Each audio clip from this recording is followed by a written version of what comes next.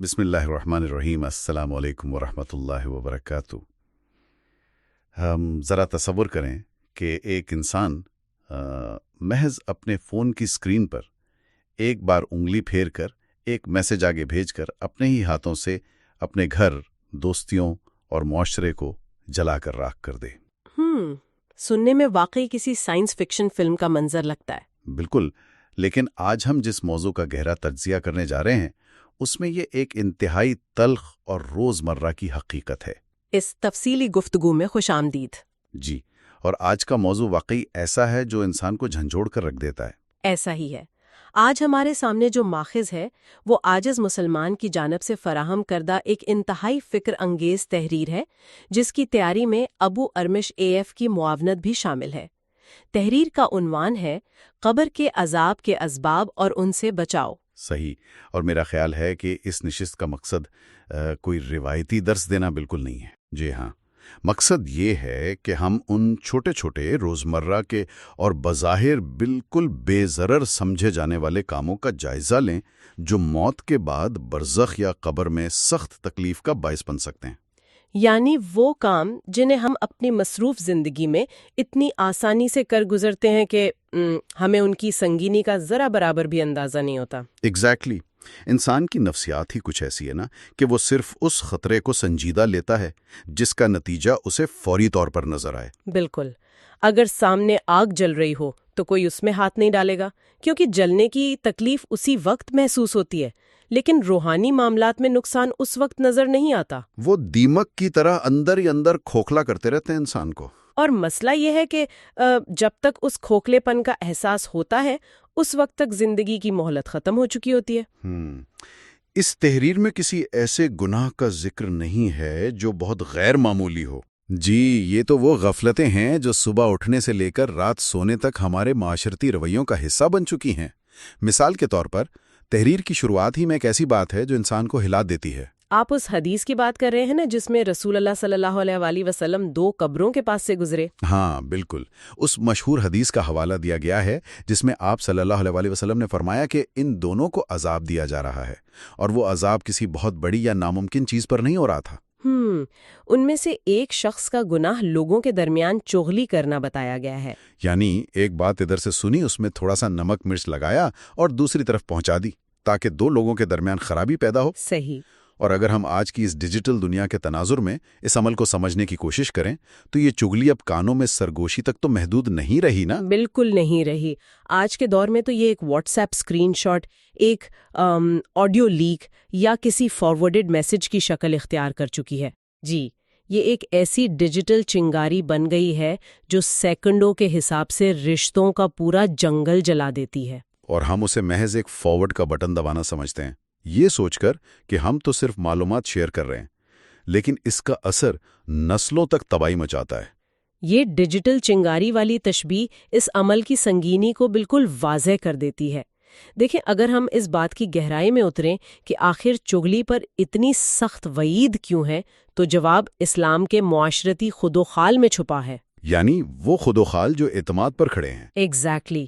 کوئی بھی معاشرہ پیسوں یا عمارتوں پر نہیں کھڑا ہوتا، وہ رشتوں کے درمیان موجود اعتماد پر کھڑا ہوتا ہے، اور چغلی سیدھا اس اعتماد کی جڑ پر وار کرتی ہے۔ جب ایک شخص کی بات کسی دوسرے تک اس نیت سے پہنچائی جائے کہ ان کے دلوں میں میل آ جائے تو دراصل اس معاشرے کا ایک ستون گرایا جا رہا ہوتا ہے۔ بالکل، اور اس ماخذ میں جو نقطہ ابھر کر سامنے آتا ہے وہ یہ ہے کہ زبان کا زخم کتنا کاری ہوتا ہے۔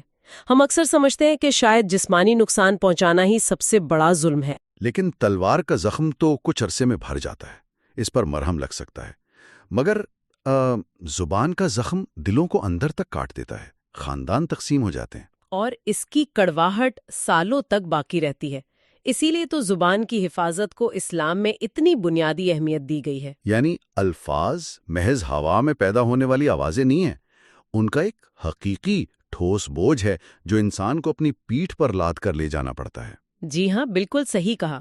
اب یہاں سے بات قدرتی طور پر ایک اور رخ لیتی ہے۔ الفاظ کے ذریعے دوسروں کو نقصان پہنچانے کے بعد تحریر اسی حدیث کے دوسرے حصے کی طرف آتی ہے، جس کا تعلق خالصتاً انسان کی اپنی ذات اور جسم سے ہے۔ ہاں، حدیث کے مطابق دوسرے شخص کو جس بات پر عذاب ہو رہا تھا وہ پیشاب سے پاکی کا خیال نہ رکھنا تھا۔ اب یہاں رک کر سوچنے کی ضرورت ہے۔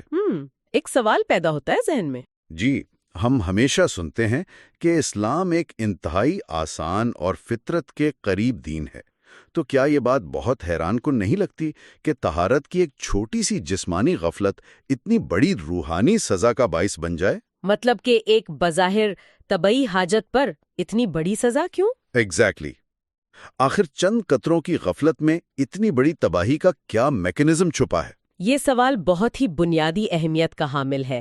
بظاہر تو یہ ایک جسمانی عمل کی بات لگتی ہے، لیکن اس کی جڑیں انسان کے روحانی وجود کے اندر بہت گہری ہیں۔ یعنی جسم اور روح کوئی الگ الگ ڈبے نہیں ہیں؟ بالکل نہیں، یہ دونوں ایک دوسرے سے مسلسل جڑے ہوئے ہیں اور ایک دوسرے پر اثر انداز ہوتے ہیں۔ دیکھیں، طہارت محض ظاہری گندگی یا جراثیم سے بچنے کا نام نہیں ہے، یہ ایک مکمل ذہنی اور روحانی کیفیت کا نام ہے۔ اسٹیٹ آف مائنڈ جسے ہم کہتے ہیں۔ جی، جب ہم اس سوال پر غور کرتے ہیں کہ پاکی کا خیال نہ رکھنے پر اتنا سخت عذاب کیوں ہے، تو ہمیں یہ دیکھنا ہوگا کہ طہارت دراصل کس چیز کی کنجی ہے۔ طہارت کے بغیر تو اللہ سے تعلق کا سب سے بڑا ذریعہ یعنی نماز ہی بیکار ہو جاتی ہے۔ بالکل، جب کوئی شخص طہارت کے معاملے میں مستقل لاپرواہی اختیار کر لیتا ہے تو اس کا اصل مطلب یہ ہے کہ وہ اس عظیم دربار میں کھڑے ہونے کے پروٹوکول سے ہی لاپرواہ ہے۔ جو کائنات کے خالق کے سامنے پیش ہونے کے لیے اپنے جسم کو پاک رکھنے کی زحمت گوارا نہیں کر سکتا، اس کا احساس کتنا مردہ ہو چکا ہوگا۔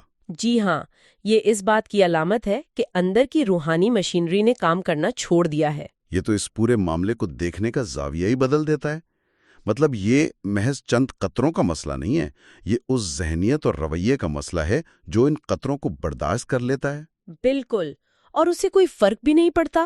بے حسی کی شروعات جسم سے ہوتی ہے اور پھر وہ روح تک پہنچ جاتی ہے۔ اور ظاہر ہے جب طہارت و تیاری ہی موجود نہیں تو بات سیدھی اس عمل کی طرف جائے گی جس کے لیے یہ تیاری کی جانی تھی، یعنی نماز۔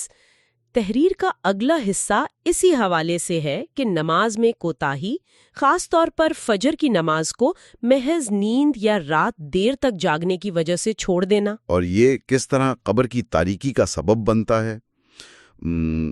اگر ہم اس رویے کو آج کی دنیا کے طرز زندگی پر رکھ کے دیکھیں تو ایک عجیب سا تضاد نظر آتا ہے۔ وہ کیسے؟ دیکھیں، انسان دنیا کے ہر کام کے لیے وقت نکالنے کا ماہر ہے۔ اگر صبح جلدی اٹھ کر فلائٹ پکڑنی ہو، میٹنگ ہو یا رات گئے تک سیریز کی قسطیں دیکھنی ہو تو نیند غائب ہو جاتی ہے۔ بالکل صحیح کہا۔ لیکن نماز، جو ایمان کی اصل علامت ہے، اسے آسانی سے نظر انداز کر دیا جاتا ہے۔ یہ تو ایسا ہے جیسے کسی نے سمندری سفر پر جانے کے لیے لائف جیکٹ تو خریدی ہو، لیکن جب جہاز واقعی طوفان میں پھنس کر ڈوبنے لگے تو اس نے وہ لائف جیکٹ پہننے کے بجائے الماری میں تالے کے اندر بند کر کے رکھی ہو، اور پھر حیران ہو کہ ڈوب کیوں رہا ہے۔ ارے واہ، یہ لائف جیکٹ والی مثال صورتحال کی بالکل درست عکاسی کرتی ہے۔ لائف جیکٹ کا مقصد الماری کی زینت بننا نہیں ہے، طوفان کے وقت جان بچانا ہے۔ بالکل، اور نماز بھی کوئی رسم تھوڑی ہے جسے محض معاشرتی دباؤ میں ادا کیا جائے۔ جی، یہ روحانی موت اور آخرت کی تاریکی سے بچنے کی وہی لائف جیکٹ ہے۔ جب ہم نماز چھوڑنے کی نفسیات کا تجزیہ کرتے ہیں تو پتہ چلتا ہے کہ کوئی بھی یکدم نماز نہیں چھوڑتا۔ یہ ایک گریجول یعنی سست رفتار عمل ہوتا ہے نا؟ بالکل، ایک دن سستی کرتا ہے، نماز چھوٹتی ہے تو دل میں تھوڑی چبھن ہوتی ہے، پھر دوسری بار چھوڑتا ہے تو چبھن کم ہو جاتی ہے، اور آہستہ آہستہ وہ دن بھر میں اللہ سے اپنے مکالمے منقطع کر لیتا ہے۔ یہی مسلسل دوری دل پر زنگ چڑھا دیتی ہے۔ تحریر میں بڑی وضاحت ہے کہ نماز سے دوری کیسے دل کو سخت کر دیتی ہے۔ قبر کی تاریکی محض سورج کی روشنی کی غیر موجودگی نہیں ہے، وہ اس روحانی روشنی کی غیر موجودگی ہے جو سجدوں سے پیدا ہوتی ہے۔ جب انسان دنیا سے وہ نور ہی ساتھ لے کر نہیں گیا تو ظاہر ہے وہاں صرف اندھیرا ہوگا۔ ہم دنیا کی ان مصنوعی روشنیوں میں اتنے گم ہو چکے ہیں کہ اصل نور غائب ہونے کا احساس ہی نہیں ہو رہا۔ جی بالکل، اور نماز کی بات ہوئی جو انسان کا اللہ سے کلام کرنا ہے، لیکن تحریر کا اگلا پڑاؤ اس سے بھی زیادہ غور طلب ہے۔ قرآن کی بات ہو رہی ہے یہاں۔ ہاں، اگر نماز بندے کا اللہ سے بات کرنا ہے تو قرآن اللہ کا بندے سے بات کرنا ہے۔ یہاں تحریر ذہنی آہنگی اور عملی کردار کی طرف سفر کرتی ہے۔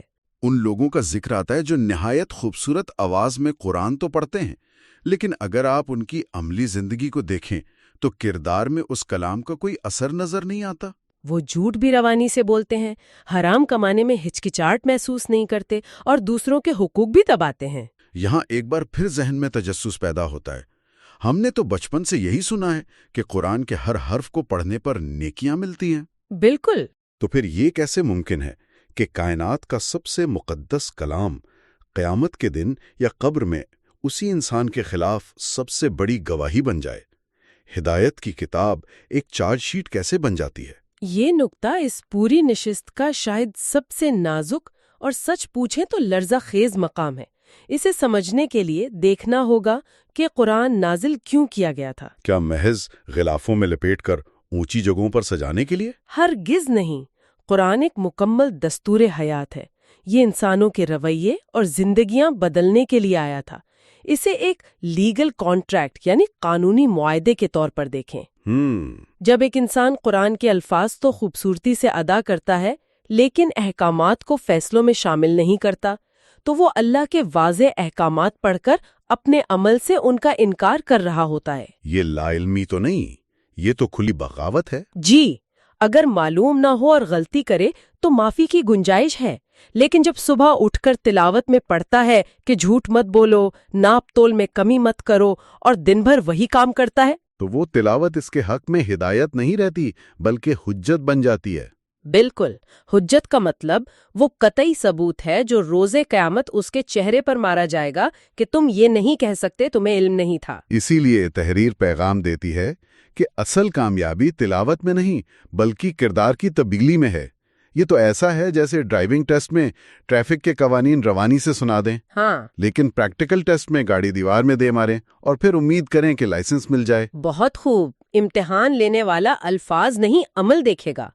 اور اگر ہم اس گفتگو کے دائرے کو تھوڑا اور وسیع کریں تو یہ سارا فلسفہ کمرے یا مسجد تک محدود نہیں رہ سکتا۔ اس کا براہ راست اثر معاشرے پر پڑنا چاہیے۔ جی، اور تحریر کا اگلا حصہ اسی سماجی ذمہ داری پر بات کرتا ہے، یعنی معاشرتی بے حسی اور مظلوم کی آہ۔ اس میں لکھا ہے کہ ظلم ہوتے دیکھ کر خاموش رہنا، ہمیں کیا جیسی سوچ اپنا لینا، کسی کمزور کا حق چھنتے دیکھ کر تماشائی بنے رہنا، یہ بھی قبر کے عذاب کو دعوت دیتا ہے۔ اگر ہم موجودہ دور کے رویوں سے موازنہ کریں تو بڑی تکلیف دہ تصویر بنتی ہے۔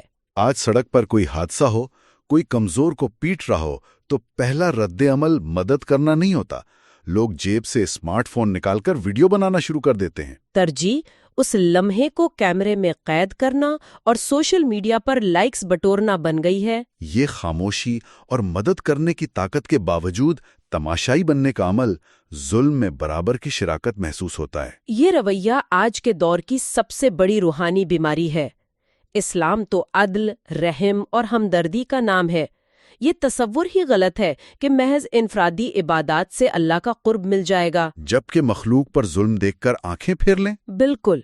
مظلوم کی آہ کے بارے میں دین میں واضح تصور ہے کہ جب کوئی تکلیف میں آواز نکالتا ہے تو اس آہ اور اللہ کے تخت کے درمیان کوئی پردہ نہیں رہتا۔ یہ سیدھی اوپر جاتی ہے، اور جو شخص طاقت رکھتا ہے، کچھ کر سکتا ہے اور پھر بھی ویڈیو بناتا رہتا ہے، وہ ظالم کی ہمت بڑھا رہا ہوتا ہے۔ اس کی خاموشی خاموش رضامندی بن جاتی ہے اور یہ اسے ظالموں کی صف میں کھڑا کر دیتی ہے۔ معاشرے کے تئیں بے حسی نیکیوں کو ایسے بہا لے جاتی ہے جیسے سیلاب تنکوں کو۔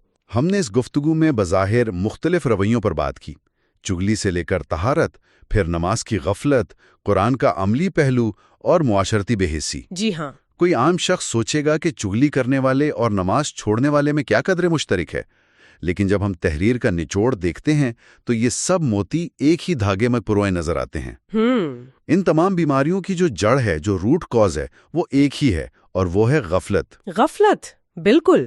یہی وہ اصل روحانی مرض ہے جس کی وجہ سے یہ تمام علامات جسم اور معاشرے میں ظاہر ہوتی ہیں۔ غفلت کا اصل مطلب کیا ہوا پھر؟ مطلب یہ کہ انسان شعوری طور پر یہ حقیقت بھول جائے کہ وہ جواب دہ ہے۔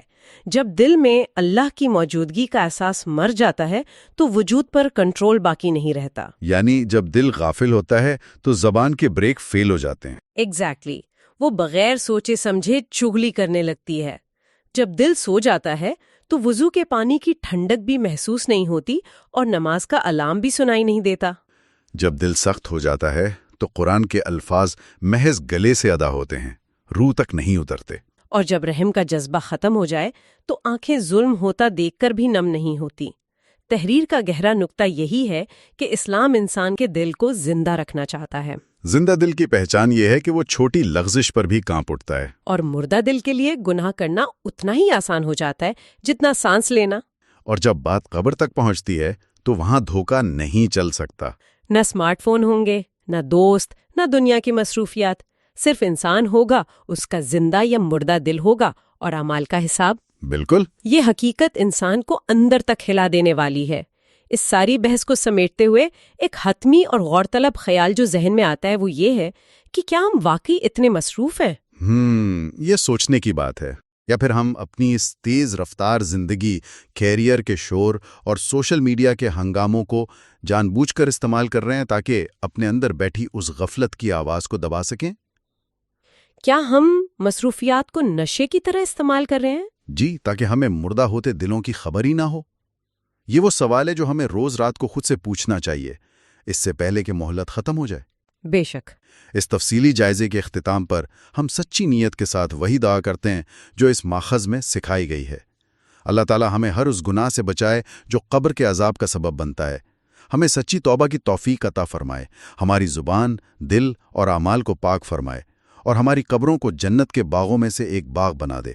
آمین یا رب العالمین۔ آمین۔